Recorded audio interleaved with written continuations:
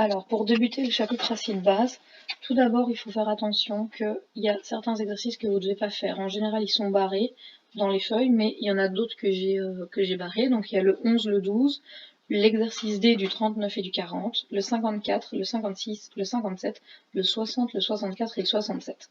Donc ça, je vous propose d'aller déjà les barrer pour pas essayer de les faire et de vous retrouver à être bloqué quelque part et de devoir chercher dans la vidéo pour avoir les réponses. Ensuite, normalement, donc pour une série d'exercices, donc quand il y avait vraiment des calculs et que c'est assez facile, j'ai mis les réponses dans la marge, mais il y a des réponses qui sont fausses. Donc notamment le 9 et le 10, le C, donc les réponses sont fausses parce que si vous regardez, j'avais oublié en fait de tenir compte des 10-7 qui viennent de l'H2O. Alors sur la deuxième page, l'exercice 17, la réponse est fausse, c'est moins 0,176. Le 20, c'est 1,69 et 0,69. Le 21, c'est 1,6. Le 22, c'est 1. L'exercice 26, le B, c'est 0,0084% et pas 0,002. Le 28, c'est 100%.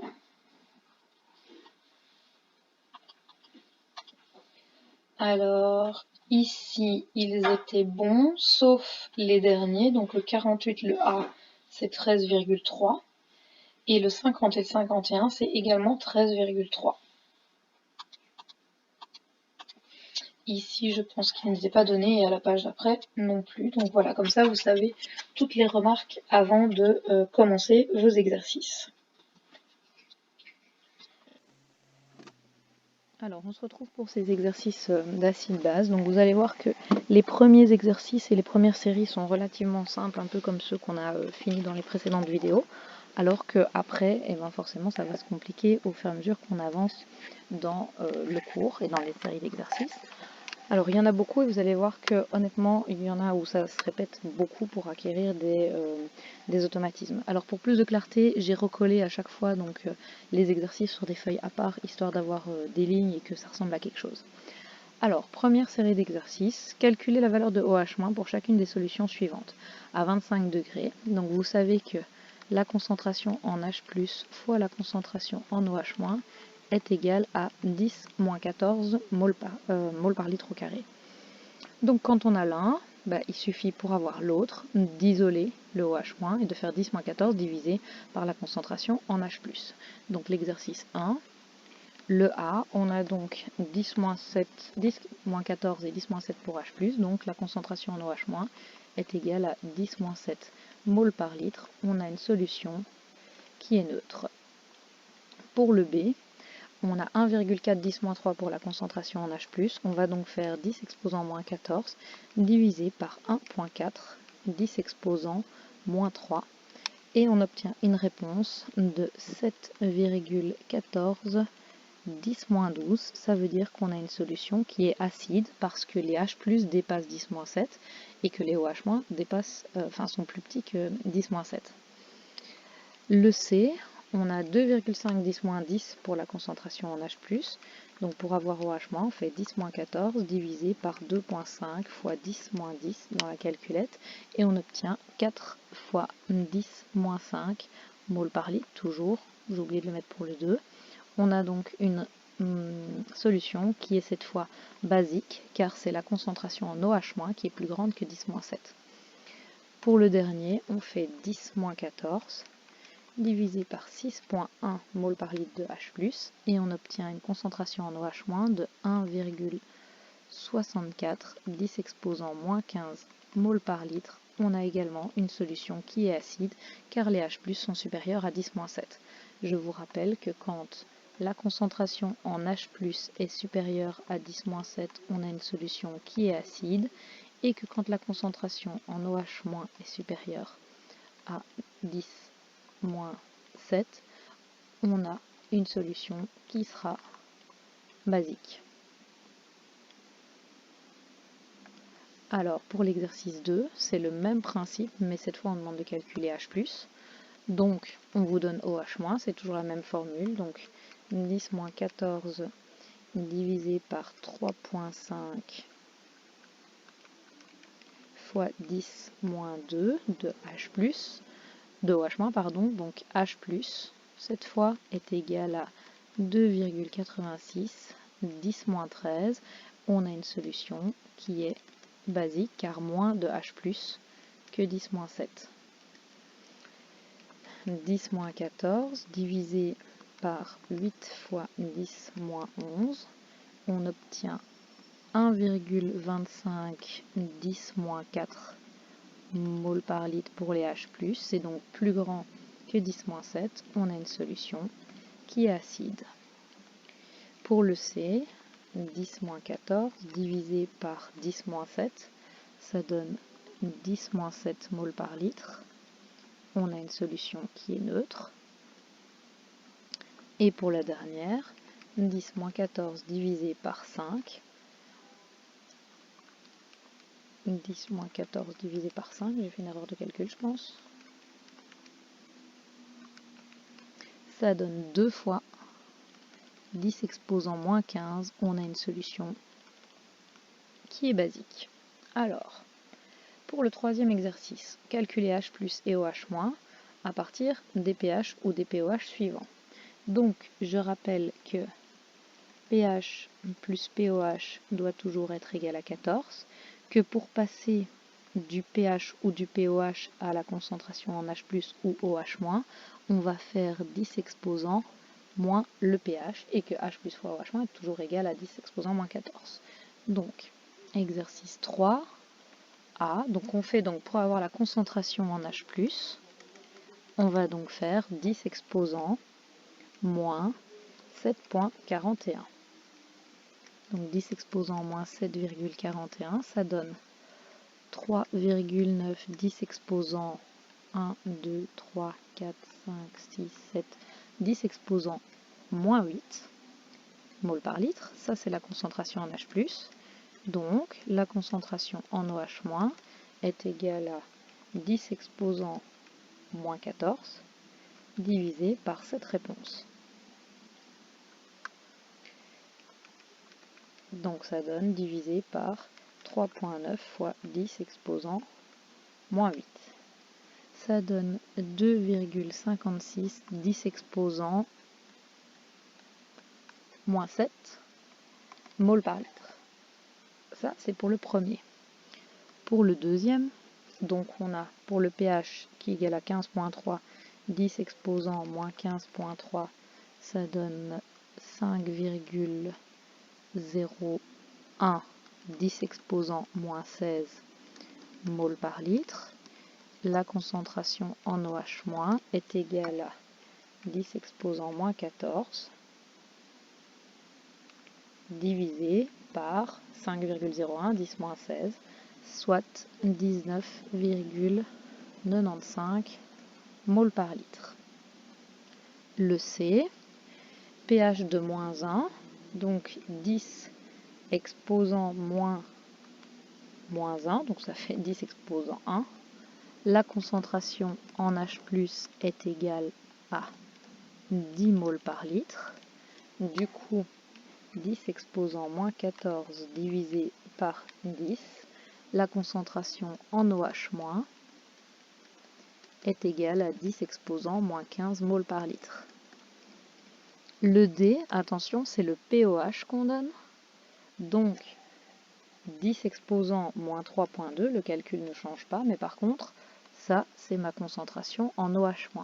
Ça donne 6,31, 10 exposant moins 4 mol par litre. Donc, c'est la concentration en H+ que je vais trouver en faisant 10 exposant moins 14 divisé par 6,31, 10 moins 4. Ça donne donc 1,58 10 moins 11 mol par litre. Un pH de 5 me donne une concentration en H+ de 10 exposant moins 5 mol par litre et une concentration du coup en OH- où je fais 10 moins 14 divisé par 10 moins 5, ça donne 10 exposant moins 9. C'est toujours des moles par litre. Parfois je laisse tomber le mol par litre juste parce que j'ai pas envie de dérouler le truc sur le côté à chaque fois. Alors F, POH 9.6, donc attention, la concentration en OH- est égale à 10 exposant moins 9.6, soit 2,51 10 moins 10 mol par litre. Et du coup, c'est la concentration en H+, que je cherche, qui est égale à 10 exposant moins 14, divisé par cette réponse, ce qui me donne 3,98 fois 10 exposant, moins 1, moins 2, moins 3, moins 4, moins 5. Et c'est toujours des moles par litre. Je vous rappelle que grand M, c'est mol par litre. L'exercice 4, c'est le même exercice. Donc, le A, on fait 10 exposant moins 2,66. Ça nous donne 2,19 10 exposant moins 3 mol par litre, c'est la concentration en H+. La concentration est donc égale, la concentration de H- est donc égale à moins 10 moins 14 divisé par le précédent, ça fait 4,57 10 moins 12 mol par litre. Ça c'est pour le A. Pour le B, 10 exposant moins 8,66. Ça donne 2 fois 10 exposant 9, 10 exposant moins 9 mol par litre. Ça, c'est la concentration en H+. Et la concentration en OH- est égale à 10 exposant moins 14 divisé par la réponse 4,57 fois 10 exposant moins 1, moins 2, moins 3, moins 4, moins 5, moins 6. Alors, je vous ai dit que c'était rébarbatif, hein, parfois. Alors, moins 0,34 pH, 10 exposant plus 0,34 du coup. Ça donne une concentration en H+, qui est égale à 2,19. Du coup, la concentration en OH-, j'espère que le son n'est pas trop dégueu parce que je suis dans la rue et qu'il y a plein de bruit, il y a plein de gens qui passent, il y a plein de gens qui parlent, il y a des trams. Donc j'espère que vous allez vous en sortir après. La concentration en OH- est donc égale à 10-14 divisé par la concentration en H+, donc 4,57 10-15, et on est toujours en mol par litre vu que c'est toujours des concentrations. Le D, POH 2,48, donc 10 exposant moins 2,48, ça ne change pas, mais cette fois, ça me donne la concentration en OH- et pas celle en H+. Ça donne 3,31 10 moins 4. Ça, c'est une moto qui s'arrête à côté de moi, je vous jure, c'est hallucinant. Tout va bien. Mol par litre. La concentration en H+, est donc égale à 10 exposant moins 14, divisé par cette réponse, ça donne 3,02 10 moins 12 mol par litre. Ça, c'était le D. Le E, 10 exposant moins 8,48, ça donne 3 fois 10 exposant moins 1, 2, 3, 4, 5, 6, 7, 8, 9. 10 moins 9 mol par litre, c'est égal à la concentration en OH- parce que c'était un POH. Et la concentration en H+, est donc égale à 10 moins 14 divisé par la réponse 3,02 fois 10 exposant moins 6. Et enfin, le F, c'est toujours un POH, donc 10 exposant moins 15. Ça nous donne une concentration en OH- qui est égale à 10 moins 15 et une concentration en H+, qui est égale à 10 moins 14 divisé par ça, soit 10 mol par litre. Voilà pour le 4. Alors, l'exercice 5. Le pH d'un échantillon de lait est de 6,77 à 25 degrés. Calculez le POH, le H+, et le OH-. Donc, et dire si le lait est acide ou basique. Donc déjà, le pH étant à 6,77, pardon, il est légèrement acide. Je vous rappelle que le 7 c'est neutre, avant c'est acide, après c'est basique. Le pOH, on sait que pH plus pOH est égal à 14. Donc 14 moins 6,77 nous donne un pOH de 7,23. La concentration en H+, est donc égale à 10 exposant moins 6,77. La concentration en OH- est égale à 10 exposant moins 7,23. Ça c'est un moins 7,23. Si on fait ça dans la calculette, 10 exposant moins 6,77, ça donne 1,7, 10 exposant moins 7 moles par litre de H+, et 10 exposant moins 7,23, ça donne 5,9, 10 exposant 2, 4, 6, 8, 10 exposant moins 8 moles par litre.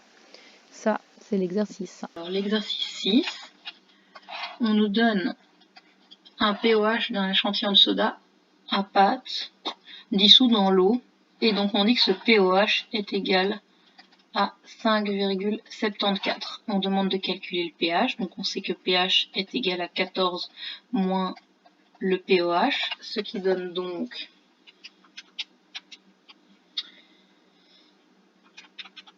8,26. On demande de calculer la concentration en H+, donc la concentration en H+, est égale à 10 exposant moins 8,26. Ça donne donc 5 fois 10 exposant moins 9 moles par litre. Et on demande aussi la concentration en OH- pour cet échantillon. Et là, c'est 10 exposant moins 5,74, ce qui donne 1,82. 10 exposant moins 2, 4, 6 moles par litre. Alors, quelles sont les principales espèces présentes dans des solutions de concentration 0,25 molaire de chacun des acides suivants, et quel est le pH de ces solutions? Alors, HCl, c'est un acide fort, normalement vous devriez le savoir maintenant. Et donc, il se dissocie en H+, et Cl-. S'il y en a 0,25, j'ai oublié le 5, s'il y a 0,25 moles par litre au départ,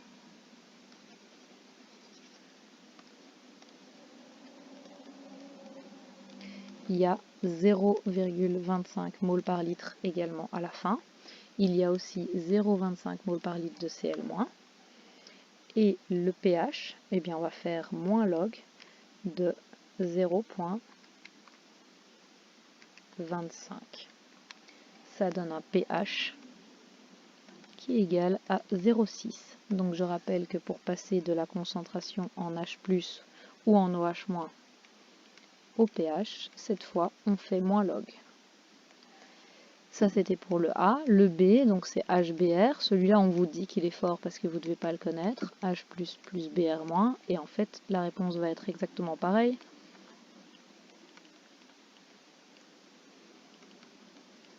Et le pH sera également de 0,6. Alors, l'exercice 8. Quelles sont les principales espèces présentes dans les solutions à 0,25 de chacun des acides suivants? Donc, il va falloir aller voir les Ka, parce que vous ne les connaissez pas comme ça, et moi non plus. Donc, le HClO4, si on va voir son Ka, je rappelle que quand le Ka est plus grand que 10-4, on considère l'acide ou la base, si on regarde le Kb, comme fort, et donc 100% dissocié.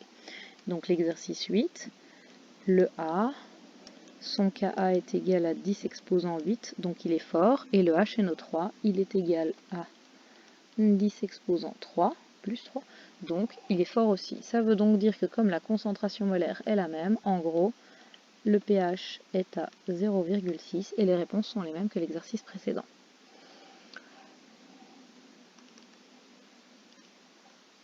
L'exercice 9. Calculer le pH des solutions d'acide fort suivants. Donc là, cette fois-ci, on dit qu'ils sont forts. Donc, on est dans un 100% dissocié. Donc, le pH pour un acide fort est égal à moins le log de la concentration en acide. Autrement dit, moins le log de 0,1 pour le premier, moins le log de 5 pour le second, et moins le log de 1 10-11 pour le troisième. Mais, si je fais ça, moins log de 0,1, j'obtiens donc un pH qui est égal à 1, moins log de 5, j'obtiens un pH qui est égal à moins 0,699, et moins log de 1 fois 10-11, mais attention, la concentration en acide est plus petite que 0,5, donc ce que je vais faire, c'est faire moins le log de 1 10-11 plus 10-7 qui viennent de l'H2O. Donc je vais prendre ma calculatrice et faire 10-11 plus 10-7, ça me donne une réponse qui est de 10-7, et je vais faire moins log de ça, et j'obtiens un pH du coup qui est égal à 6,99. Alors l'exercice 10, calculer le pH des solutions d'acide fort suivant, donc c'est le même exercice en gros. Exercice A, donc c'est acide fort, donc moins log de 2 fois 10-2. Le B, c'est moins log de 4, pardon, de 4. Et le C, c'est de nouveau plus petit que 10-5 pour la concentration en acide. Donc je vais faire moins le log de 6,2 10-12 plus 10-7 qui viennent d'H2O.